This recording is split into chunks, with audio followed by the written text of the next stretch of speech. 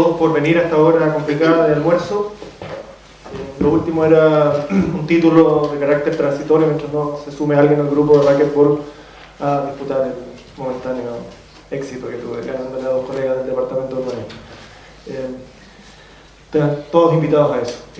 La presentación de hoy día, según el encargo que hizo la dirección del departamento y los académicos involucrados en la organización de este ciclo, Viviana Fernández y Ricardo Urtubia, es presentar una suerte de estado del arte, pieza por pieza, de lo que estamos haciendo en cuanto a la investigación.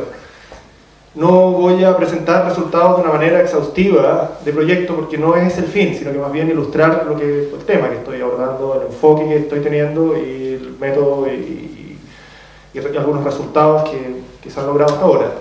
Son equipos de investigación en los cuales yo estoy trabajando.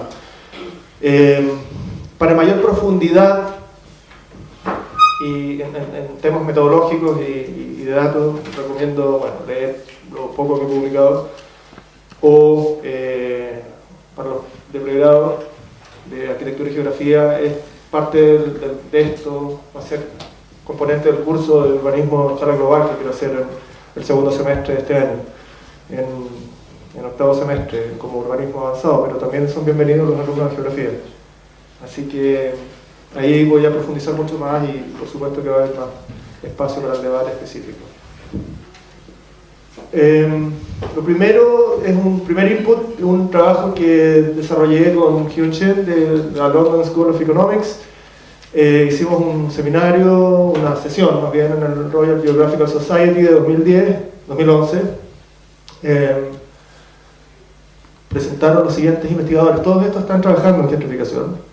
Aquí hay una dupla chilena, está Neil Turnbull y Elke Schlacknil está acá.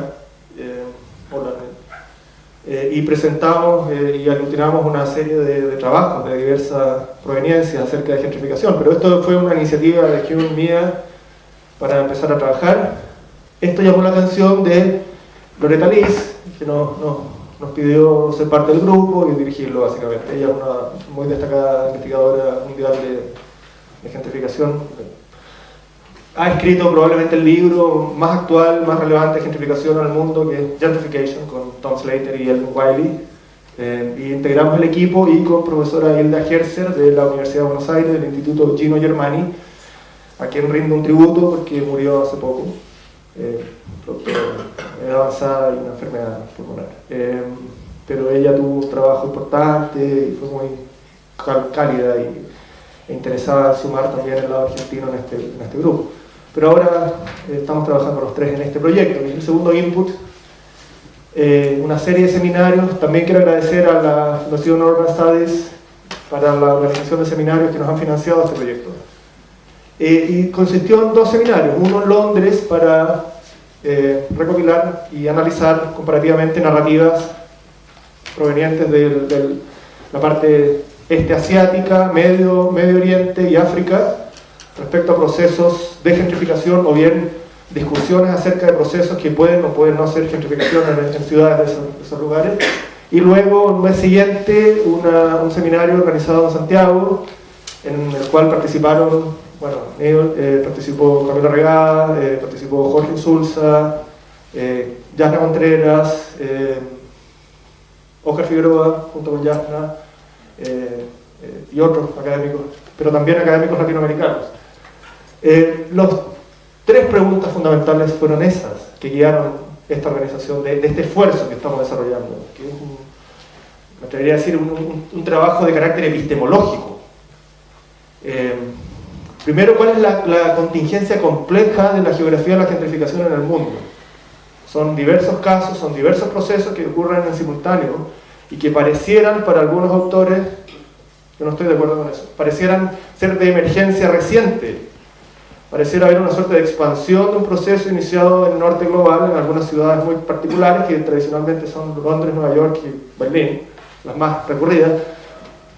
Hace poco estuve hablando con un académico que hizo casi como un estudio comparativo de cuántos papers se refieren a gentrificación y de qué ciudades se refieren. Y los tres primeros lugares son Nueva York, Londres y Berlín. Y no son más de 8, 9, están todos en el norte global. Las ciudades que en la literatura académica hablan de gentrificación. pero hay una compleja contingencia, están ocurriendo procesos interesantes, algunos son dramáticos, otros son positivos, pero que tienen que ver con las transformaciones de las zonas ya desarrolladas, con recomposición de clase social fuerte en esa zona. Esa pareciera ser una característica común del proceso. La segunda pregunta es si el concepto de gentrificación es realmente aplicable para detonar esos procesos o no en ciudades fuera del norte global. Y una subpregunta es ¿qué nuevo y más que nuevo, qué mejor ofrece el concepto de gentrificación para comprender las transformaciones en zonas urbanas consolidadas y las recomposiciones de clase? ¿Por qué es mejor? Y eso es una segunda pregunta que también invitamos a los autores a trabajar en ese tema. Y la tercera es si hay procesos endógenos que no pueden ser capturados por el concepto de gentrificación. Y aparecen una serie de resultados y estamos trabajando en este esfuerzo en 2 libros que van a salir a la luz probablemente en 2014. Uno es recopilatorio de capítulos, Neil y él que trabajan en uno de ellos. Y el otro es editar un libro como un textbook, conceptualizando la gentrificación, ya no desde esta perspectiva de las 8 ciudades del norte global, sino que ya desde una perspectiva global en serio, expandida, o como refiere Neil Brenner, una urbanización extendida. Y ahí está el acento de carácter teórico del proyecto. Y 2 números especiales, que uno de ellos es en la revista Urban Studies, orientado a gentrificación en Asia, y otro en la revista Urban Geography de Latinoamérica, y yo estoy editando ese en especial. El tercer input es el proyecto Contested Cities, que lo lidera Mijael Janoschka, actualmente en la Universidad Autónoma de Madrid, pero que incluye Universidad de Leeds, la Chile, la Católica, el Instituto de Geografía, el equipo de Hidalgo está trabajando acá. Buenos Aires, el grupo de María Karman, una antropóloga de Gino Germani, y Río de Janeiro, que es los geógrafos, equipo de Marcelo López de Sousa. También está Querétaro con Daniel Yernó y la UAM con Víctor Delgadillo. Entonces son proyectos con colegas, colectivos, no son proyectos individuales. Estamos trabajando también de una manera extendida, como dice Neil Brenner. Y aquí se focaliza más en Latinoamérica y en análisis de casos desde 5 ciudades latinoamericanas: Santiago, Buenos Aires, Río, México, DF, Querétaro y Madrid también. Y los 3 ejes básicos son gentrificación, resistencia social y metodologías visuales. Yo no estoy metido en ese tema. Ahora, respecto a las discusiones y de qué manera enfrentamos en la investigación, que es grande, es compleja y genera una primera complejidad, que es una resistencia, una heurística prohibida. Parte importante de la academia, con toda la razón del mundo, es escéptica a la incorporación de conceptos, sobre todo si los conceptos vienen de otras realidades, de otras latitudes. Entonces, yo le llamo a esto una heurística prohibida, una cierta reticencia. ¿Por qué vamos a incorporar un concepto que se aplica muy bien en otras ciudades, pero no en nuestra realidad? O analicemos el proceso, aquí le ponemos el nombre que queramos. Distinto. Y hay una autora que a mí me parece muy buena, que creo que hay que leer, que es Anania Roy, y ella dice esto yo lo traduje. Mientras la experiencia parroquial de las ciudades euro-norteamericanas ha dado pie a modelos teóricos útiles para todas las ciudades del mundo, quizá la experiencia distintiva de las ciudades del sur global puedan generar marcos teóricos provocativos y productivos para todas las ciudades mundiales. Por ende, la crítica contra la hegemonía euro-norteamericana sobre la teoría urbana no es un argumento contra la aplicabilidad de las ideas euro-norteamericanas en las ciudades del sur global. De hecho, no vale la pena patrullar los bordes por los cuales las ideas fluyen y mutan. La verdadera preocupación debería ser por los limitados niveles de imaginación y epistemología que dejan ver los aún pocos lugares donde la teoría urbana se está produciendo. Es tiempo de explotar geografías teóricas abiertas para producir un nuevo conjunto de conceptos en el crisol de un nuevo repertorio de ciudades mundiales. Estos son los casos que estamos abordando en el proyecto con Liz y Shin. Son bastante menos acá que acá. Probablemente tiene que ver con la población también, representativamente hablando. Es curioso, pero de África no viene nada más que algo de Sudáfrica. Si bien aquí hay procesos de reurbanización importantes. Y acá, ahora, ya nos damos cuenta que el nivel de avance en la teorización del proceso de gentrificación está un poquito más adelantado acá, en América Latina. Porque la incorporación del concepto ha sido más temprana. Porque la discusión política y académica se ha dejado ver antes. En la década del 90 ya se hablaba de gentrificación, si bien era muy incipiente la comprensión. La gentrificación la bautizó una socióloga británica que se llama Ruth Glass en 1964, una socióloga marxista, en un estudio que hizo sobre un barrio muy particular del centro oeste de Londres que se llama Islington, centro norte. Y a partir de eso se ha desencadenado una línea de estudio muy importante por el urbanismo mundial. Ahora, seguir hablando de las definiciones que hizo Ruth Glass a partir de su caso de estudio y su base empírica en Islington de Londres me parece que es un error. Pero un gran número de productos académicos insisten en esas definiciones. Voy a ir a eso un poquito más tarde. Hay 4 preguntas centrales que guían en general esta investigación comparativa. La primera es por qué es importante descentrar los puntos de referencia sobre gentrificación. Esos puntos de referencia que han sido asumidos como probablemente teóricos, generalizables, pero que bien podría ser, y este es un escepticismo de carácter epistemológico, bien podrían ser contingentes a determinados contextos y no regulares. Lo segundo es cómo podemos desaprender, y esto es otra pregunta epistemológica. ¿Cómo se desaprende algo que se supone que ya se conoce? Ya hay una literatura producida en base a la empírica del norte global. Quizá hay que desaprender eso y aprender en base a una empírica basada en el otro lado. ¿Cómo es la gentrificación y cómo debería ser y no ser concebida en contextos fuera de estas 8 ciudades, 9 ciudades del norte global? ¿Y por qué, cuarto, por qué el concepto de desplazamiento o displacement es tan importante de ser atendido? Bueno, algunos logros o conclusiones preliminares que estamos llegando. ¿Por qué es importante descentrar puntos de referencia? Primero, esto es un proyecto de carácter postcolonial, es una epistemología postcolonial. Disputar dominación en la teorización anglo-norteamericana. Hay que hacer eso. Hay que discutir, hay que generar un escepticismo frente a una teorización que bien podría estar basada en una base empírica determinada, pero que no necesariamente sea regular. Lo segundo, para evitar la cosificación de esas narrativas importadas, y que muchas veces se importan críticamente, sin un verdadero sustento crítico, sin una verdadera traducción con la evidencia empírica que se está obteniendo desde el norte global. Jennifer Robinson, en un paper muy bueno en la revista Urban Geography que yo recomiendo leer, acerca de urbanismo comparativo, un análisis de pros y contras de urbanismo comparativo en este contexto que dice Brenner, este contexto de urbanización extendida a nivel global.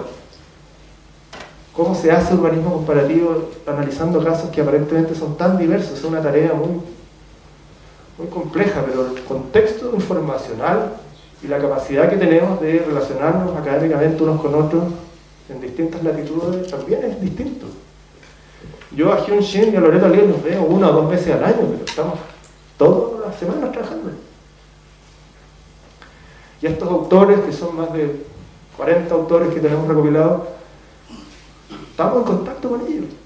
Igual, yo no he ido a esas ciudades asiáticas, pero ahí estamos recuperando narrativas importantes de estos autores. en base a un marco común. Entonces, en ese contexto de urbanización extendida, algunas cosas, definiciones de la gentrificación, aparecen como epifenómenos, aparecen como contingentes, como relacionados con, pero no la gentrificación. Superar mentalidad colonial y relevante en gran parte de Asia y Latinoamérica. Aquí hay toda una discusión acerca de la colonialidad más que el colonialismo, en el pensamiento y la aceptación de algunas ideas que se dan por... Se supone que son progresivas, pero que en el fondo reflejan dominación y dependencia a marcos teóricos foráneos o no aplicables generalmente. Y luego esto es interesante porque también es una reflexividad epistemológica, traer ideas y conceptos de ida y vuelta a las ciudades del norte global. La academia del norte global que aprenda de la base empírica y sobre todo de la teorización que se produce en el sur. Quizá aquí más de alguno le debe estar molestando esta clasificación tan arbitraria, norte global y sur global, y me va a decir por qué Seúl, Sur Corea, está definido como sur global. Lo acepto, es limitante, pero es para darnos a entender, en el fondo. Es para definir un ámbito de operación. Hay un paper muy bueno de un sociólogo griego que se llama Tomás Malutas, que también recomiendo leer. Aparece en un journal del 2012 que se llama Critical Sociology. Me parece que la Universidad de Chile no está suscrita, pero yo lo tengo, así que si alguien quiere que me escriba. Mi correo electrónico es elopez@chilefau.cl. Y Malutas escribe un paper que a mí no me gusta nada, porque es una visión que considero arcaica y un poquito retrógrada, pero puede que esté equivocado. Dice que la gentrificación es un concepto de rango medio dependiente de la metrópoli angloamericana y que por tanto debería quedar ahí y que no se puede usar en otras partes del mundo por esa causalidad contextual con esas ciudades, 8 o 9 ciudades. Segundo, que explorar gentrificación en un número creciente de contextos desplaza el énfasis de los mecanismos causales y conduce a una pérdida de rigor analítico, que se difumina y se vaporiza la investigación en gentrificación y se estira demasiado el concepto. Y tercero, que él plantea que hay una etiqueta, y esto ya es directamente contra Liz y otros, que la etiqueta de gentrificación es ideológica y política, y que la idea de que la regeneración urbana es gentrificación puede que no sea necesariamente correcto, de que viaje a través del mundo. Habla de viajar a través del mundo. O sea, ya está concibiendo la gentrificación como un eslogan político que se aplica política e ideológicamente en ciertas realidades, básicamente para criticar un mercado determinado, una forma de hacer ciudad o redesarrollar ciudad. Bueno, yo discuto bastante esto. Creo que es interesante porque ofrece una visión dialéctica de lo que nosotros, del otro lado de lo que estamos tratando de hacer en términos de este trabajo epistemológico que estamos tratando de centrar puntos de referencia y extender la aplicabilidad del concepto a través de esta reflexividad entre la evidencia que estamos encontrando de diversas latitudes y el concepto mismo. Pero lo que sí queda más o menos claro es que hay que desenfatizar algunos conceptos que son epifenoménicos y concretizar otros, varios. Malutas defiende que, y varios, que la gente, por ejemplo, el concepto de inner city. No necesariamente la gentrificación ocurre en los inner city o en los pericentros. Eso es una. Segundo, la estética determinada de la gentrificación. Estética Yungay, no necesariamente. O Cerro Alegre, no necesariamente. Puede ser epifenómeno, no es fenómeno. Carácter postindustrial, Malutas existen eso, tienen que ser contextos postindustrializados, donde hay barrios obreros, industriales que han entrado en órbita de decadencia. ¿Por qué? ¿De zona dónde? La verdad es que yo no entiendo a dónde sale eso. Porque la gentrificación tiene que ser necesariamente residencial.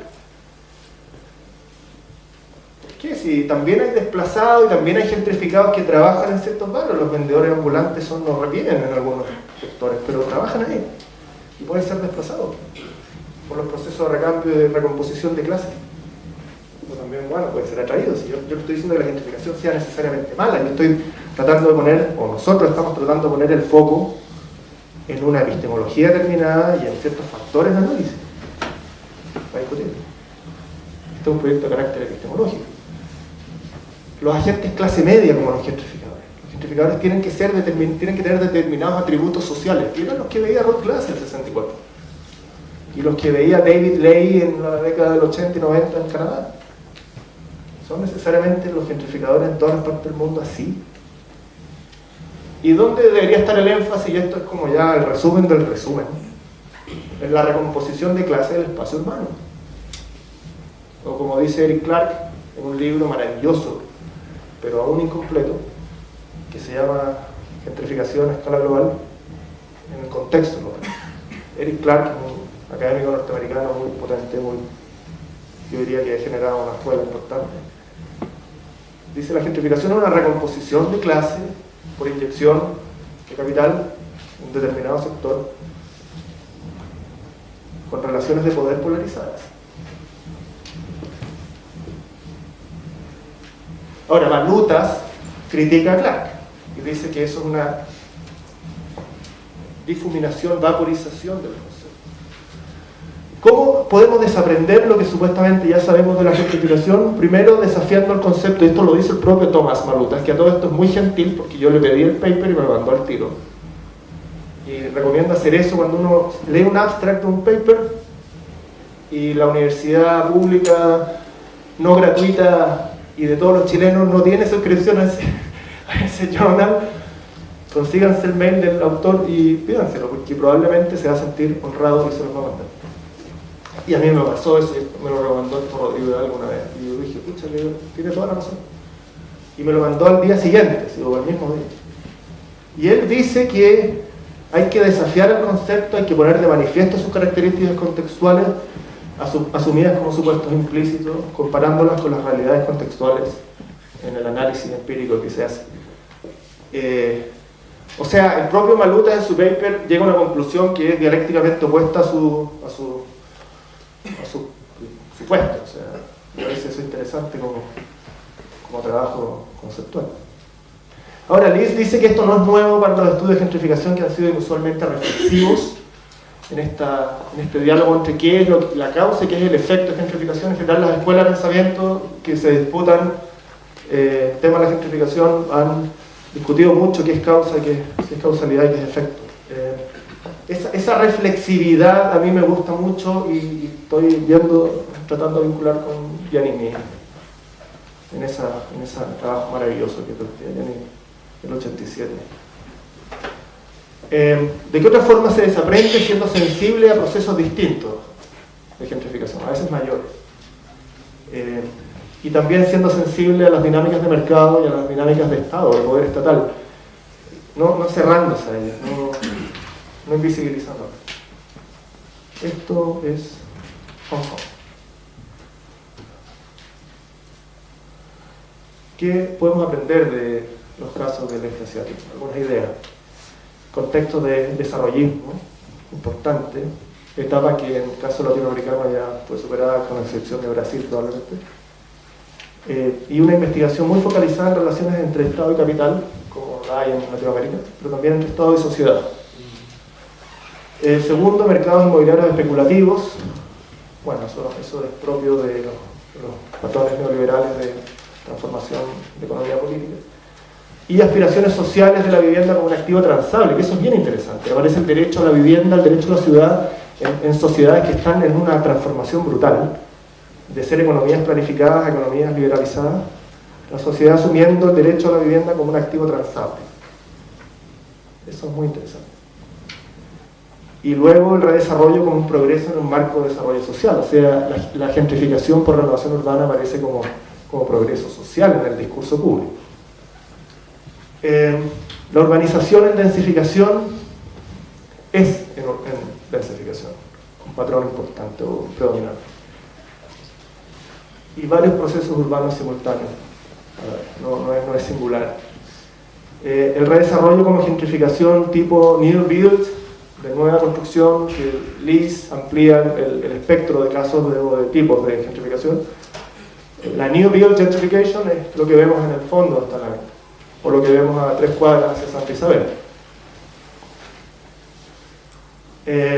Y densificación también en barrios adyacentes, esto en Seúl y Corea, es decir, genera unos efectos importantes en los bordes. Aparece el concepto de la acumulación por desposesión, Harvey, como precondición para gentrificación New Build, en China sobre todo.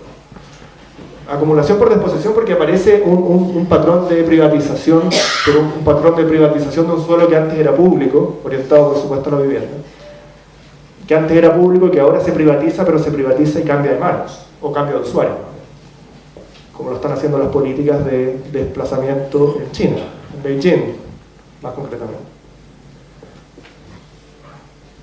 Esta es la enorme cantidad de proyectos de reconstrucción versus proyectos de redesarrollo en Seúl. ¿Cómo se ve el desplazamiento en Asia? Gran escala, brutal, especialmente cuando hay resistencia. Presión de pares, es más comunitaria la negociación. Las inmobiliarias y el Estado negocian no con individuos, sino que con comunidades preexistentes, lo cual hace que en los casos en que hay mayoría a favor de gentrificar un barrio, las presiones entre pares aparecen con mucha más nitidez. Un legado de economía planificada manifestado todavía en el paisaje urbano. Una preocupación por el desplazamiento y, como dije, la vivienda como activo transable antes que cualquier cosa. Y un rol de Estado altamente desarrollista, con mucha inversión pública en generar condiciones de reproducción de capital en estas zonas urbanas, alojando, por ejemplo, clase global en estas zonas anteriormente industriales, versus gobiernos latinoamericanos que son más proempresariales, es decir, apoyo al mercado para que opere de alguna manera solo, versus el Estado socialdemócrata clásicamente norte global en términos de vivienda. Esto es el caso de Beijing. Aquí, anoten rápido los que estén interesados aquí encuentran un paper de Hyun Shin acerca de China, muy bueno, está libre de disposición. La Old and Dilapidated Housing Renewal Program es el programa de renovación de barrios viejos y deteriorados.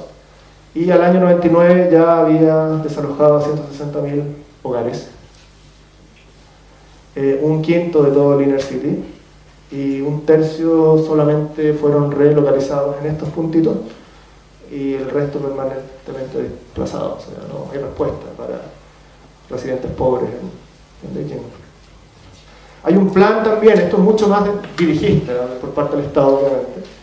Hay un plan, o sea que hay una economía centralmente planificada para gentrificar el espacio y reducir el número de habitantes en el Inner City de 919 a 650. 1000, bueno, y de América Latina, más cerca. Funciones críticas del Estado central y local en los subsidios, eso lo conocemos bien. Una zonificación del rent gap, o la ganancia potencial del suelo, y una mayor velocidad en su captura. Los casos chileno y mexicano son tremendos en ese sentido. Dos tipos predominantes: gentrificación por renovación en altura o New Build Gentrification, y inversión privada en áreas históricas deterioradas. En México también eso es extremadamente notorio, y en el caso de Argentina, en Buenos Aires también. Grandes productores inmobiliarios y estos matrimonios global-local, de capital global-local, que declaran objetivos gentrificadores muchas veces sin ningún asco, o sea, sin decir la palabra gentrificación, pero sí declarar todos sus atributos como deseables y necesarios. En América Latina los gentrificadores no necesariamente son las clases medias o medias altas que llegan a habitar un determinado sector y lo inundan de ciertos atributos culturales visibles. también son los operadores invisibles que hacen las transformaciones. Si nos atenemos a la definición de Eric Clark, son los invisibles, los que monopolizan el poder de hacer la transformación en el espacio. Eso pasa en México. En México, aquí no conocemos esos niveles ya de poder, pero en México Carlos Slim es patrón del sector céntrico histórico. El patrón. Toma las decisiones él y su corporación.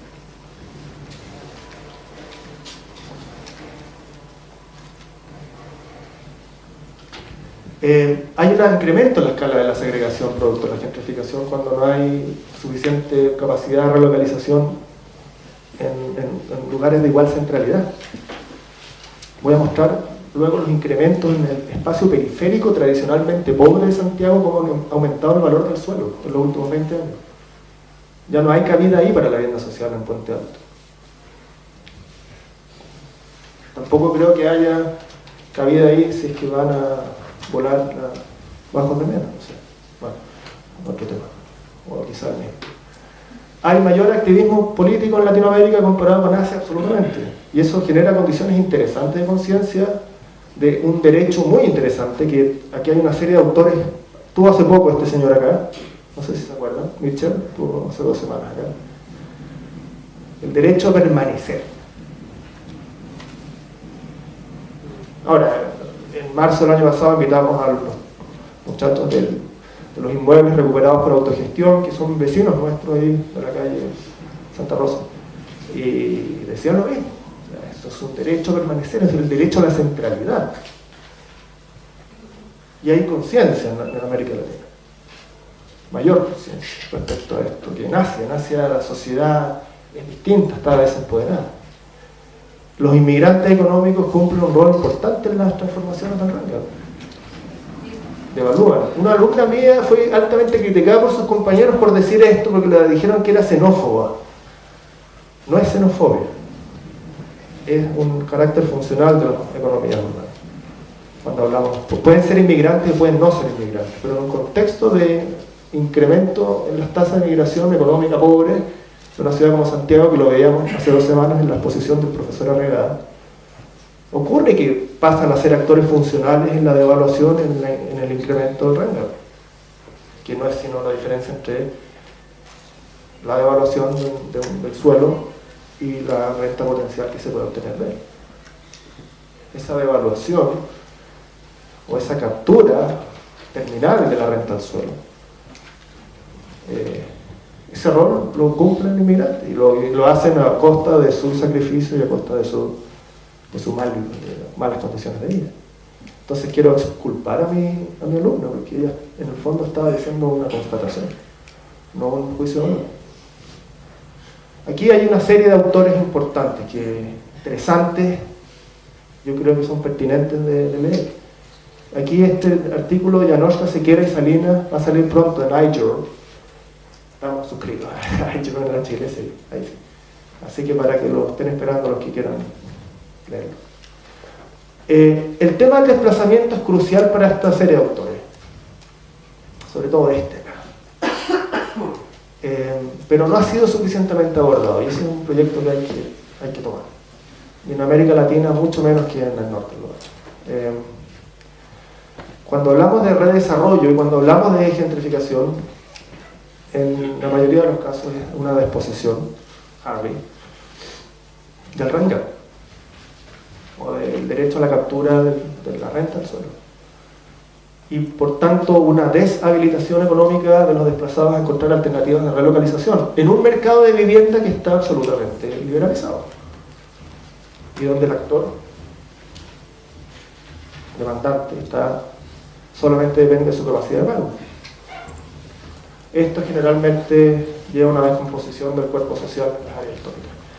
Este es un estudio, y aquí me meto ya al Input 4, que es el trabajo del Fondesit, que iniciación, que estoy desarrollando ya, junto con ayudantes, colegas, bueno, el propio Camilo Arregada trabaja en ese, asesora en ese proyecto. Es un estudio de la renta del suelo capturada por pequeños propietarios, esto es en Santa Isabel, sector Santa Isabel. En 10 años, la renta capturada por propietarios permanece estable, alrededor de 12 UF el metro cuadrado. Y la renta capitalizada potencial por inmobiliaria aumenta, estadísticamente en porcentaje importante. La metodología es bastante exacta. Estos son datos obtenidos en el conservador de bienes raíces. Estos son datos calculados a partir de total ventas menos costo de construcción, menos costo de suelo, menos costo de venta. Lo cual habla que en Chile el rent gap probablemente debe ser interpretado de manera distinta como es en Estados Unidos. Pero lo cual habla también de algunas mitologías que nosotros seguimos aceptando, como por ejemplo cuando hay gran demanda de suelo, el suelo pagado a los propietarios va a necesariamente aumentar, cosa que no ocurre en algunas zonas.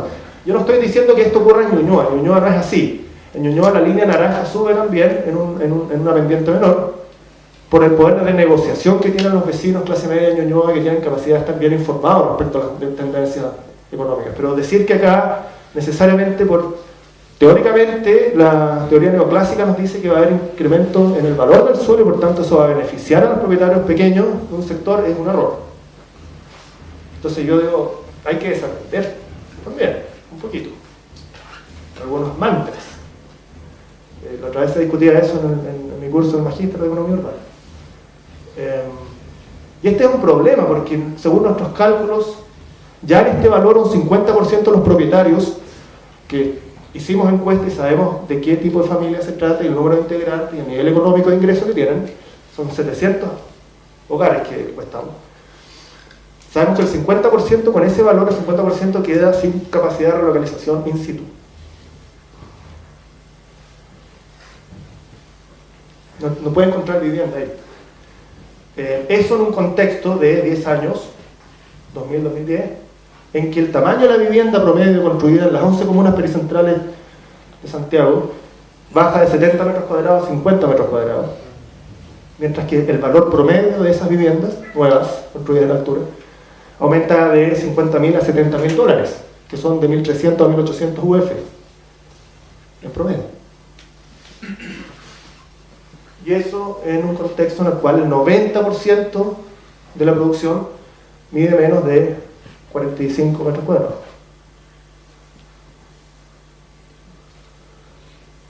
Y en un contexto en el cual, en las 11 comunas pericentrales, la producción de vivienda respecto a la región metropolitana es por primera vez en el año 2008 mayoritaria, en las 11 comunas pericentrales. Si en el año 90 en el pericentro no se construía prácticamente nada de vivienda, al año 2008 pasa a ser la forma predominante de construcción en el departamento. Y en las periferias, estas son 18 comunas periféricas de la periferia compacta, lo verde, de Santiago. Baja, ahora el 55% de la producción se hace en el inner city de Santiago. Y hay un aumento también visible en las comunas satelitales, acá, donde se está localizando la poca vivienda social que se hace. Estas son las disparidades de renta-suelo que obtenemos nosotros según nuestro cálculo en Santa Isabel. Lo rojo es captura privada de renta, lo amarillo es captura social, por así decirlo. El pequeño propietario, que también es privado, es un actor privado, tiene los mismos derechos. Debería haber libertad económica para ellos también, ¿no? ¿Ah? También tiene derecho a la libertad económica y a tener que haya una economía relativamente transparente, ¿no? Una forma de acrecentar este diferencial es pinchar manzanas, por ejemplo. Nosotros vemos que en un 35% de los casos aquí las manzanas están pinchadas. Compra de un predio en una manzana, lo cual le da al comprador, productor inmobiliario grande, un poder de negociación sobre los demás. Entonces eso explica por qué los precios de suelo pagados posteriormente, ustedes saben que para construir un edificio de 30 pisos, 25 pisos se necesitan por lo menos 2.000 metros cuadrados de suelo. Estamos hablando entre 4 y 5 predios antiguos, 4 y 5 vendedores. Bueno, eso, vendedor 2, 3, 4, generalmente son mal pagados. Ahora, no todo es tan terrible. En el caso de Recoleta, la diferencia es más decente. Y aquí hacemos cálculos nosotros y vemos que esa renta de suelo socialmente capturada habilita o no habilita para el derecho a la permanencia. Que nosotros reducimos esto económicamente a un tema de capacidad, pero hay que hacerlo. Ahora, los efectos de la renovación urbana que se dicen tan positivos, en un 60% sector centro nomás, el 60% reside sombra, 66% de los encuestados dice que le interrumpen vista, solamente un 24% dice que le genera mejor iluminación, que mejora el 100%, que genera congestión en su calle un 60%, etc.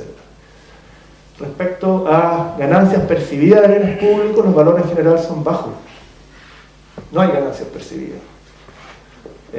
Es discutible el hecho de que la renovación urbana efectivamente sea revitalización, como se le dice muchas veces. Esto era lo que planteaba de los valores de suelo aquí en Puente Alto, que al año 90 costaban 0,2 UF, según Trivelli, y al año 2008 costaban 2, algo UF en el lugar.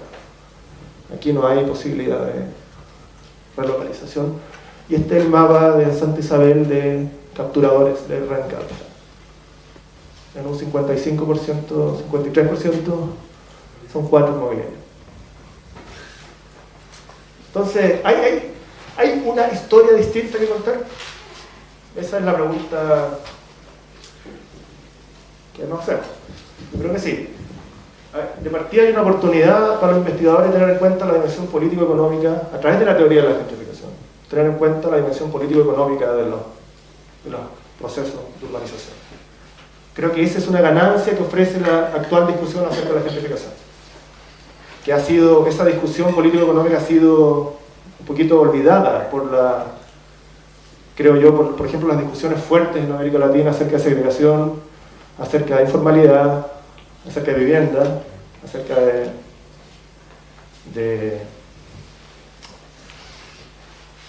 incluso la teoría de la dependencia fue muy política. Hay una presencia fuerte del Estado en el sur global. Estas son conclusiones de carácter súper global. Más militarizado, Asia, y autoritario, pero a la vez pro-empresarial o desarrollista, que hay una división regional, al parecer. Estos más latinoamericanos y estos más asiáticos. La informalidad en la producción urbana no necesariamente es una barrera para la gentrificación. En el caso sudafricano vimos un par de casos y son mercados informales que gentrifican también. Se debe tener sensibilidad frente a procesos urbanos amplios y convocar distintas teorías a dialogar. Creemos que el espacio que ofrece la teoría de la gentrificación o la discusión teórica de la gentrificación ofrece cabida para que entren en debate distintas aproximaciones teóricas. No solamente dentro del marco de lo que se conoce como gentrificación, sino el propio discurso del desarrollismo, o retomar el discurso de la postcolonialidad latinoamericano, que en términos epistemológicos es interesante, o el discurso sobre la economía del suelo. Las ciudades del sur global enfrentan una expansión económica sin precedentes de la clase global dominante. Y eso tiene manifestaciones en el suelo y eso tiene manifestaciones en el paisaje urbano.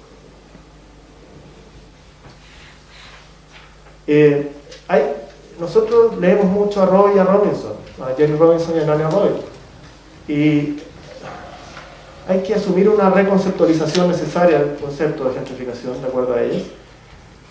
Hay que estar abierto a nuevas formas de segregación y formas de acumulación por desposesión. Apertura. En vez de estar celebrando siempre el rigor analítico del concepto y cuánto no se parece a las narrativas norte-globales. Pero a la vez provincializar la gentrificación. Este concepto me gusta mucho, lo plantea Gion. Referirse a gentrificaciones, a lo mejor. La amplitud del proceso. Desde lo que vemos en Barrio Italia, en Santiago, hasta lo que estamos viendo en Santa Isabel. Son gentrificaciones. La gentrificación se relaciona con acceso al suelo, y yo sé que al final de mi abstract dije voy a hablar de la Política Nacional de Desarrollo Urbano. No hablé nada de la Política de Desarrollo Urbano, pero sí hay algo aquí que es importante. Manejar el RENCAP y manejar cómo el Estado recupera el RENCAP, y esto es algo que voy a tratar en mi curso del segundo semestre, sirve para dos cosas. Primero, suelo central disponible para toda la población. Y segundo, coste de construcción en vivienda social en zona central, posible. También. Eso, gracias.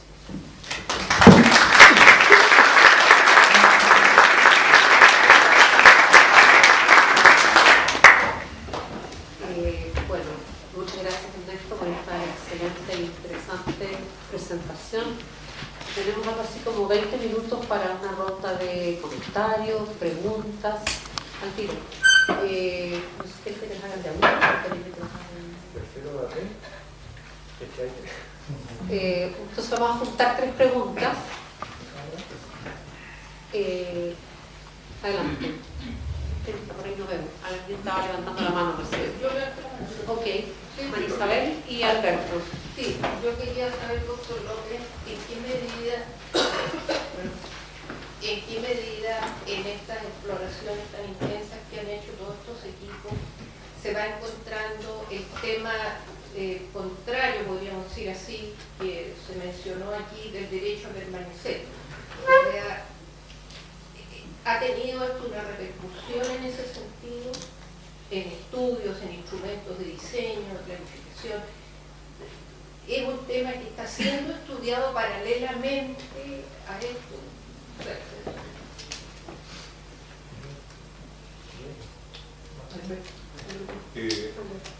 Tres preguntas cortas.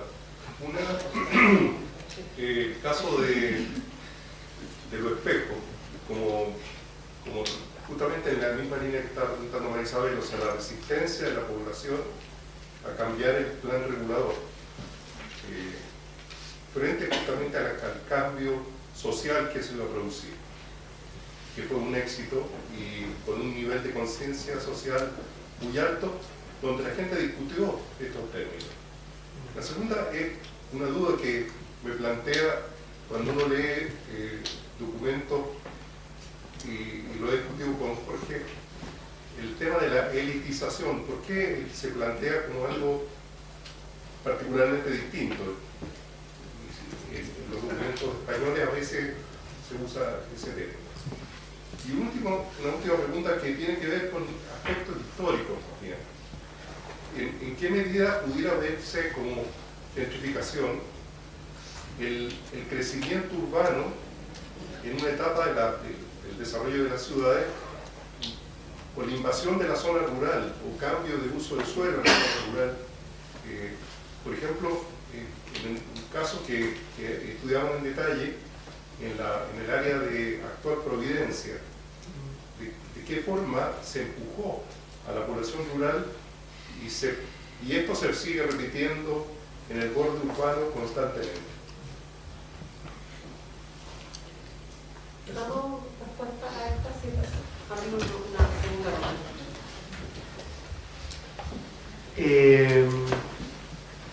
¿En qué medida se encuentra evidencia en contra de nuestra hipótesis de gentrificación? Claro, hay. No sé, yo no estoy tan seguro respecto a alguna evidencia mexicana, si es gentrificación o no. O incluso no estoy seguro respecto a algunos casos de Santiago, si son gentrificación o no. Entonces sí, pues hay que ser tolerantes a la... Me parece que eso es como una ABC de la epistemología en la ciencia social, o sea, hay que ser sensible y tolerante cuando uno puede... Creo que es correcto en decir donde no hay casos. Pero para eso es súper importante tener una claridad respecto a qué vamos a definir como gentrificación. Ahora, la segunda parte de la pregunta de la profesora Robert es ¿qué se hace un poco para actuar? Bueno, nosotros a escala menor y mis ayudantes son muy activos en trabajar con el movimiento Pobladores Lucha, y el proyecto Contextual City quiere dar un poco llevar esos aprendizajes que se hacen a escala local. Ojalá superar la fase actual que tenemos en América Latina de tener que tomarse la vivienda y el predio antiguo, zona central, para poder habitarlo, los pobres. No sé si ustedes conocen el caso de los inmuebles recuperados autogestionados, pero están al lado, y creo que pueden hablar con ellos si quieren, pero son habitantes centrales que fueron desalojados post-terremoto y que no tuvieron respuesta ninguna por parte de la municipalidad, salvo mandarlos con un voucher a cualquier parte. ellos reivindican el derecho a la permanencia en la centralidad, pero es una acción de carácter activista que puede o no puede, dudo que conduzca una política urbana el próximo gobierno, o sea que sea electa. Ahora, un énfasis en una política de arriendo, por ejemplo, en un país tan volcado hacia la propiedad de la vivienda, creo que podría generar mayor movilidad y si se hace bien podría generar acceso de hogares de bajo ingreso en zonas centrales. Eso hay que trabajarlo de diversas maneras. Primero, controlando recuperación de plusvalía en el suelo. Eso sí o sí.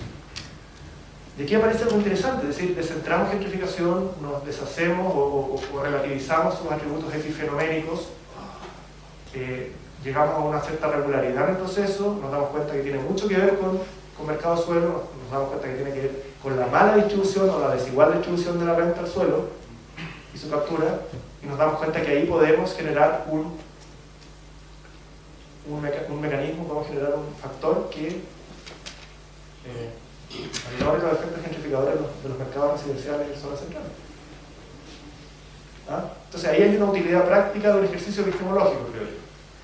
O sea, partimos de root class y luego toda la investigación que se hace, pero luego nos criticamos el fenómeno y nos damos cuenta que regularmente es recomposición de clase y que es fundamentalmente en América Latina y en Asia, como vimos también, por mercados de suelo que capturan rentas de suelo. Es igualmente. Entonces, regular eso, darse cuenta de eso, creo que es interesante. Y ojalá la Política Nacional de Desarrollo Urbano lo asuma eso como factor, que ya lo hizo. Ya se abrió a discutir el tema de las rentas de suelo y las capturas de rentas de suelo, que más captura de plusvalía, pero aquí no hay plusvalor, aquí nadie ha trabajado, bueno, el Estado trabaja para generar rentas de suelo más altas, por generalidad, pero aquí un propietario no trabaja para que su suelo valga más o menos, generalmente más. Por tanto, esa renta de suelo amplificada, capturada legalmente hoy en día, si se redistribuye parte de esa renta, vuelve a arte estatal y es redistribuida correctamente a vivienda social central, estamos trabajando en contra de la gentrificación. Ahora, un proyecto de título guié el año pasado de mi ayudante tesista Fondesit y hizo un ejercicio de diseñar vivienda social en la zona central con 850 pesos.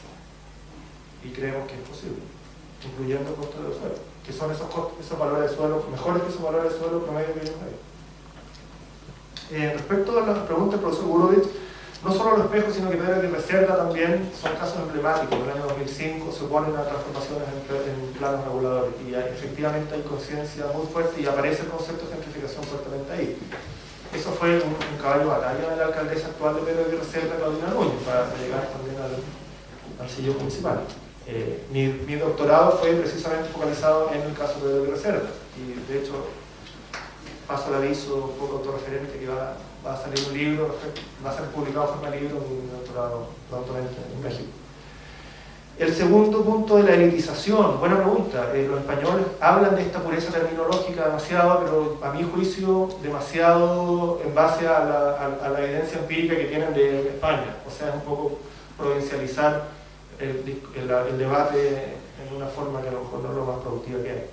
Porque claro, son barrios que efectivamente son las élites económicas las que llegan y demarcan visiblemente su mayor nivel de consumo. Pero eso no es necesariamente gentrificación en todas partes. Los sujetos que vienen a habitar zonas centrales en Santiago, que también gentrifican, no son élites, lejos de ser élites. Ni siquiera sé si los nuevos vecinos de las zonas de gentrificación en Santiago sean posibles de catalogar como gentrificadores ellos. Pero igual hay gentrificación, igual hay desplazamiento, igual hay recomposición de clase. Hay un tema que tiene que ver con el agenciamiento, quién inicia, quién tiene la voluntad de la transformación. Los barrios que veía Ruth Lassen y Islington en Londres eran los ricos que llegaban a vivir en los barrios y venían con una mentalidad de que estos barrios son muy atractivos y queremos nosotros recuperar estos barrios. O las oleadas revanchistas que veía Neil Smith en Nueva York en la década del 80 también, una agenda de clase, de recuperación de suelo central, pero perfectamente puede haber un mercado inmobiliario en que esa agenda no exista y si existan demandantes que van a comprar suelo porque les conviene, pero van a generar recomposición de clase y va a haber desplazamiento. Y el tercer punto, gentrificación en zona rural, absolutamente, o sea, claro que se puede dar. Y de hecho la historia de Providencia efectivamente a comienzos del siglo XX demuestra eso, como lo muestra Gonzalo Cáceres, algunas fotografías que lo analiza. claro, la urbanización del agro y de la aldea, había comunidades rurales ahí, campesinos que querían desplazar, y eso es sí.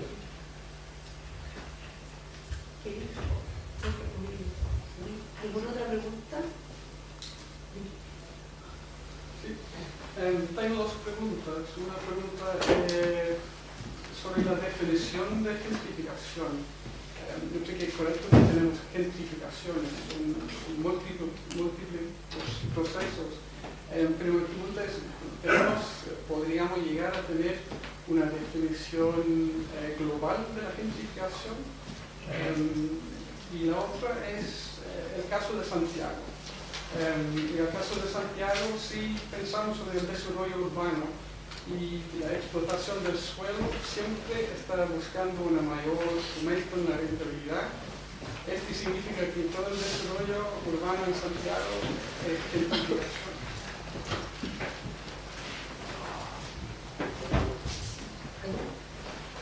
Sí, agarrando un poco la pregunta con la que hizo recién, claro, el desarrollo urbano se podría llamar gentrificación o no.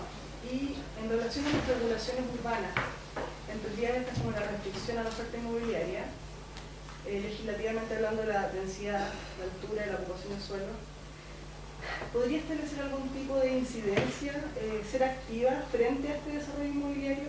¿Es activa? ¿No lo es? ¿Podría llegar a serlo? Yo tengo una pregunta en qué tan influente es la eficiencia del sistema de transporte público en ciudades como Santiago en fomentar la gentrificación, dado que hay una competencia por el suelo en el sector central y hay nuevas tecnologías, o las nuevas tecnologías de desplazamiento lo que hacen es acortar el espacio. Por lo tanto, qué tan influyente es la eficiencia del sistema de transporte público cuando se compara con otras ciudades del norte global que podrían estar gentrificadas porque tienen valor de suelo muy presionado, pero que no están dentro de los ejemplos que tú das. Por ejemplo, yo pienso en París, una ciudad que podría estar dentro de las 3 ciudades más nombradas, pero no está. ¿Influye el sistema de transporte público que existe? Dos últimas preguntas. Aquí hay una. Yo quiero referirme al último punto de la respuesta que daba Ernesto, el profesor López recién, que hace referencia a esta idea de la recomposición de clase en los espacios gentrificados. La pregunta es si existen, o si en los grupos en los cuales ustedes han trabajado, se han desarrollado investigaciones en torno a la conciencia que tienen aquellos la clase que se está recomponiendo. Porque si hay una conciencia, digamos, de desplazamiento de esta clase desde un territorio a otro, estamos hablando efectivamente de un proceso de gentrificación consciente, es decir, la clase completa se mueve y es lo que hablaba Ernesto recién, pero tengo la impresión que hay poca investigación al respecto de cómo percibe este proceso, digamos, los desplazados y cómo percibe el proceso los que están llegando. Y la última pregunta del profesor Agregada. Sí, más que una pregunta, un comentario que puede en cierta medida potenciar ciertos temas como la accesibilidad al transporte. En general veo muy interesante hacer un urbanismo internacional comparativo, las tradiciones norte-sur, el origen del tema de identificación, pero es importante también hacer presente que esta investigación sobre identificación tiende a no destacar o analizar los temas de estructura urbana que están involucrados de fondo y que pueden marcar diferencias importantes. Por ejemplo, en el caso del origen anglosajón del concepto de urbanización, la identificación es como una alternativa a un modelo suburbano que está muy fuerte y bullante. En cambio, en el caso latinoamericano, y las cifras que se mueven, que muestran dentro sobre el tema del pericentro, que son notables, el tiempo de cambio de estructura, es un sector inmobiliario que cambia de lógica y genera una alternativa al modelo suburbano. Entonces, la identificación como negocio inmobiliario, que es renovación de zonas pericentrales y bien equipadas, en el fondo ya muestra un agotamiento, un debilitamiento del fenómeno de suburbanización, que obviamente latinoamericano, efectivamente los temas de accesibilidad, mercado de tierra, hacen, claro, por ejemplo, si uno dice que hay pericentro donde está el 70% del allegamiento de Santiago, o sea, el déficit de Santiago viviendo serán 150 o 100.000 personas y la mayoría prefieren vivir de allegada en una zona que para bajar mientras donde ahora más se construye, pero ninguna de esas casas son para ellos. O sea, Es curioso, y ese fenómeno es justamente contemporáneo al agotamiento del suelo periférico a la vivienda social e incluso a la suburbanización misma. O sea, creo que en general la potencia del fenómeno que te escala más bien barrial tiene un tema pendiente por los cambios de estructura urbana y con el contexto de estructura urbana en el cual fueron surgiendo los conceptos en una u otra región. Claro, la región asiática ahora explota en el modelo de globalización de las ciudades de la costa, pero ese es un caso particular del minuto inmobiliario urbano que hay que analizarlo en ese contexto. O sea, el vehículo de la gentrificación tiene que estar asociado a la discusión de la estructura urbana y el modelo de desarrollo inmobiliario de cada fase, que es distinto, y en la literatura en general yo creo que es un punto que permitiría hacer una crítica incluso de la exportación mecánica del concepto.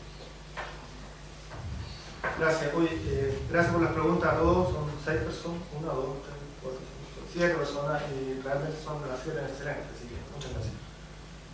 Respecto a lo que planteaba Neil Trumbull, sí, la primera pregunta acerca de la definición global, no sé si me acuerdo.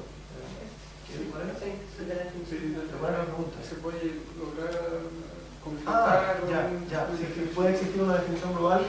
Yo creo que Eric Clark, en el capítulo del libro de Atkinson y Rich lo hizo. Una recomposición de clase basada en una inyección fuerte de capital inmobiliario y un acrecentamiento en una polarización de clase. Recomposición físico-espacial. Creo que ahí hay algo global que a lo mejor es insuficiente, como criticaba el profesor Arregada, para medir especificidad en los casos, pero también es bueno medir generalidad en los casos. Entonces Clark creo que da algo, pero a mí ya no me gusta cada vez menos, creo que hay que avanzar en algo un poquito más avanzado probablemente. Y quizás la conclusión del tratado que estamos haciendo va a llegar a eso, pero es una pregunta que veremos. Por lo pronto creo que hay que leer y definir y discutir con Clark. Ahora, en el caso de Santiago, ¿todo es gentrificación? Por supuesto que no. Entonces, por eso, hagamos el análisis de gentrificación en base a los factores que la definen, que son recomposición de clase y desplazamiento, sobre todo. O sea, midamos el desplazamiento. En Providencia quizá hoy no hay, a pesar que hay un boom inmobiliario importante. No sé si en Avenida Italia finalmente la evidencia es tan conclusiva. Ustedes han trabajado mucho ahí. No sé si en Avenida Italia la evidencia es tan conclusiva que exista gentrificación. Por más que aparente ser parecido al Soho de Nueva York, en una escala chica.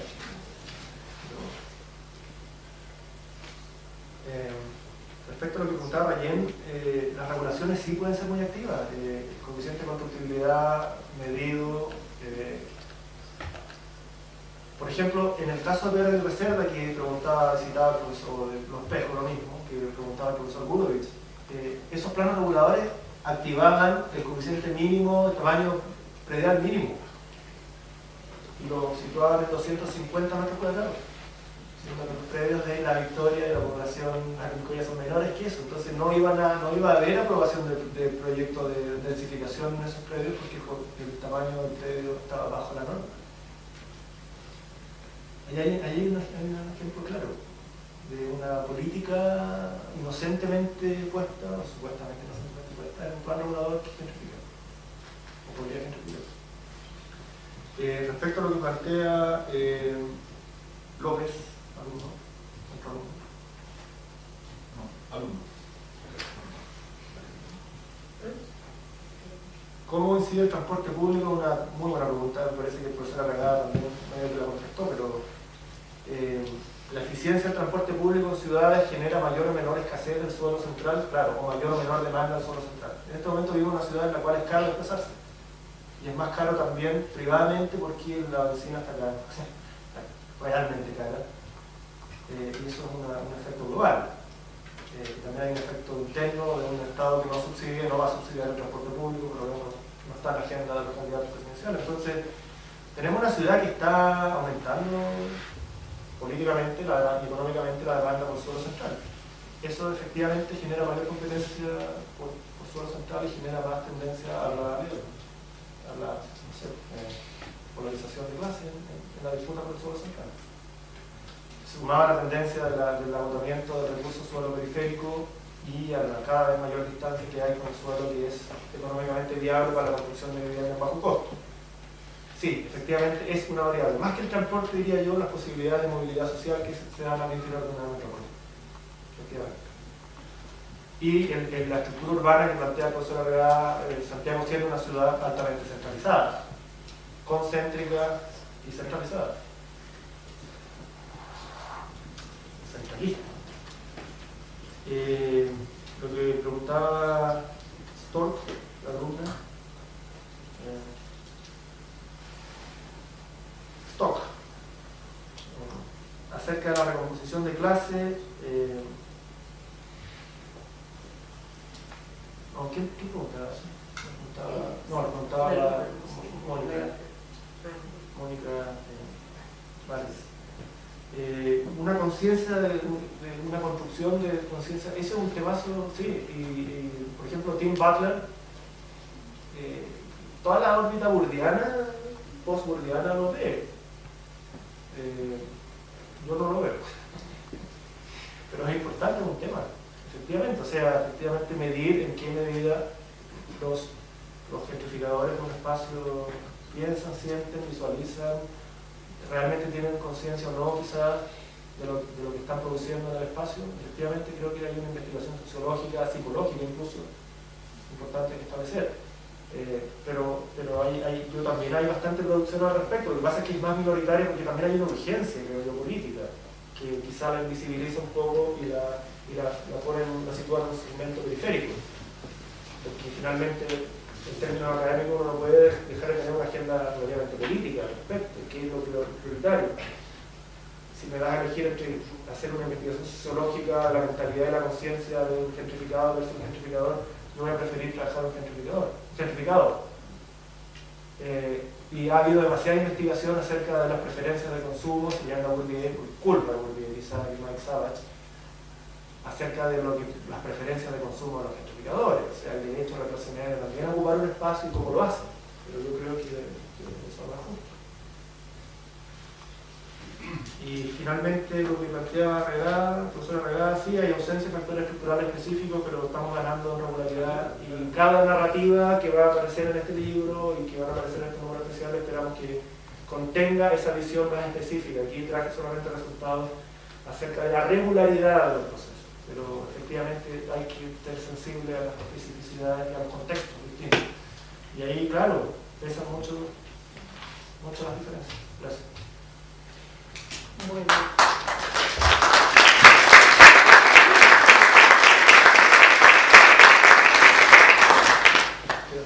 Puede ser el curso de urbanismo extendido el próximo semestre para los alumnos de grado que se metan ahí. Bueno, nuevamente muchas gracias al profesor López por la charla del día. Muchas gracias a todos ustedes por la asistencia y los invitamos al tercer ciclo que es el próximo viernes 3 de noviembre.